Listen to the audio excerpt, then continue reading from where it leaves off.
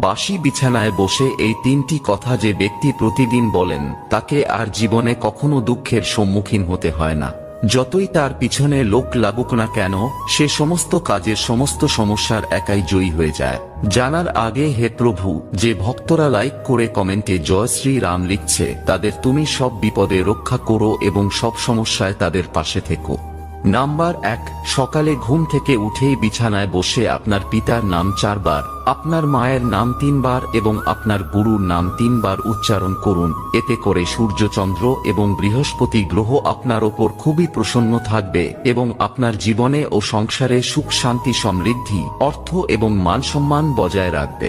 Number 2, সকালে ঘুম ভেঙে গেলে উভয় হাতের তালুতে চুম্বন করে আপনার ইষ্টদেবতাকে স্মরণ করুন। প্রতিদিন এটি করলে মা লক্ষ্মী, মা সরস্বতী এবং প্রভু শ্রীকৃষ্ণের আশীর্বাদ সদা আপনার ওপর বজায় থাকবে।